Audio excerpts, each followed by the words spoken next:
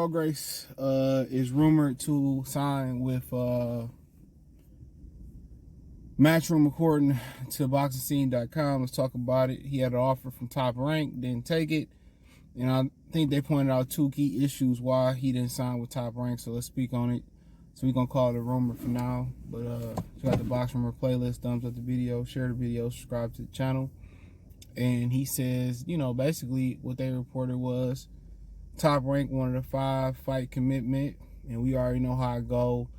5 fights can turn into multiple more fights. Bob Arum will hold that 5th fight over your head to make you sign an extension past 5 fights, and or if you get a unified, in both contracts they do it. They can extend your contract, or they got the right to match any offer wherever you go. And I mean, it's a lot of bullshit they go into, especially with Bob Arum. So historically. But he chose the 3-fight commitment for Matchroom as one thing. And like I said before, I don't, it sounds like he kind of making he 34 too, and it sounds like he just making an on-drive mistake. Where Top Rank got all the fighters, and then you didn't sign with Bob, you took Eddie, and Bob not gonna try to make those fights now. Taylor, Ramirez, T.O., Josh Taylor. Now, the article made it seem like he could have got a crack at the T.O. Taylor winner, but T.O. going around saying his last fight. So if T.O. win, where else could T.O. go? Top Rank, PBC? I doubt it. He probably, T.O., if he win, he could be headed to Matchroom, and he nutty enough to probably fight Regis Prograis. But as of now, they pointed out guys like, I think Jack Catterall might be over there with Eddie Hearn, Richardson Hitchison, Liam Parle, maybe a couple now. I mean, nobody that's going to raise his profile. I mean, and I'm going to talk about the last reason I think he went over there, and possibly another one. But his profile not going to get raised over there, honestly. I mean, who really got bigger being on the zone? Think about that for a minute. Who really, and I'm not knocking them. I'm just, kind of looking at the other side of the coin, because there's other business things that go into it. I'm going to speak on some of them. But, who got bigger going over to the zone? Who really had the glow up of the century going over to the zone? Nobody brand expanded. People pockets expanded because they overpaid people. But who got bigger? It's a Virgil Ortiz, you think he'd be doing better if he fought on HBO, ESPN, Showtime? Maybe. No, nobody is getting the exposure they need on the zone, and that's the zone fault. You probably say, well, they're getting international exposure, and obviously he better off. He tried to be with top PBC, they didn't retain him, whatever. He went over there with Richard Schaefer. Richard Schaefer couldn't align himself with nobody, so I mean, obviously Eddie Hearn can get him fights in the U.S., but man, I don't remember the last time I watched the Matchroom show, bro. Not named Anthony Joshua. Real talk, I watched the Frank Warren show. I guess that's what you call the Joe Joyce and Big Zhang fight. But that's just me, man. And I consider myself, I'm not the hardest core boxing fan no more. I just consider myself just a boxing fan. Because I don't follow this shit like I used to, bro. I used to follow damn near every fight. I've lost interest in sports overall, though. So that's not just to say boxing is just, booty cheeks or whatever. But I've lost interest overall in sports, and this shit, life go on. People got, what my boy Peasy said. He said, I got real life issues, but I'll be okay. Shout out to Peasy and Commonwealth. That's a dope song. He's a dope rapper. But yeah, he's not going to get the exposure. But I guess if the money right, I guess that's what it is. But, I'll be trying to, explain to people, exposure, get you legacy. And legacy is like a savings bond, or, it's like investing your money into something that's fruitful, like the market, like the stock market, or invested it right in real estate, commercial or residential. It's going to pay off. It's definitely going to pay off. Look at Mike Tyson. Didn't have a dime to his name.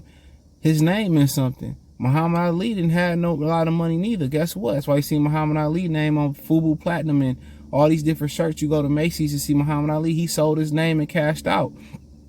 And Joe Frazier was kind of bitter about it. But, you know, the thing about Joe Frazier is, just a side note, Lion Killer always point this out to me. He was saying Joe Frazier never beat the other heavyweights.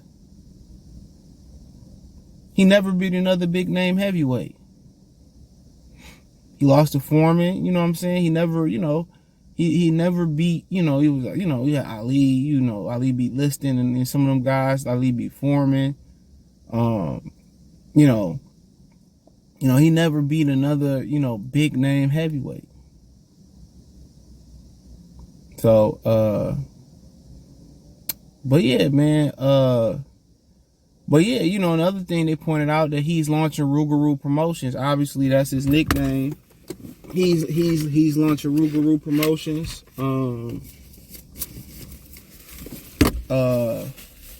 Excuse me, man. This weather 40 degrees in May in Detroit. Supposed to warm up later this week, but yeah, he launching Rougarou Promotions and shit. So,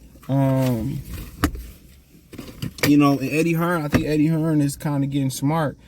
He's showing these guys, he allowing these guys to co-promote they promotional companies, and I think he really gonna show them how to run their shit. I think that's what he really doing. Al, you know, people say Al been doing that, but they ain't really running no. Errol Spence one of the few guys who really run a promotional company, who got a fighter at least. All the other shit is just a loophole. It's just a business loophole for probably tax write-offs and additional revenue. Mostly it's probably for a write-off.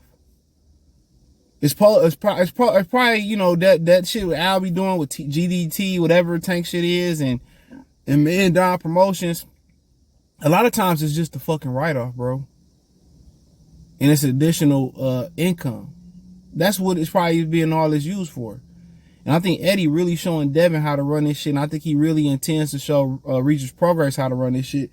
So Regis wanted a 3-fight deal. You know, I guess he wanted a shorter fight deal with Eddie to keep his options open. Obviously Eddie doesn't have the options. And then he get to know, you know, he's showing, you know, Regis how to run his promotional company. I don't think Bob is in the business of showing people the game, honestly.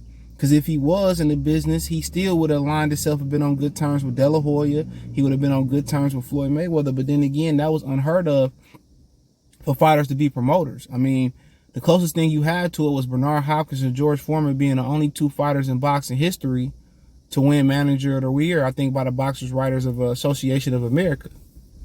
They're the only two, you know, they're the only guys to do so. So, you know, but yeah, and you know, he wanted a shorter deal. Probably the money was there.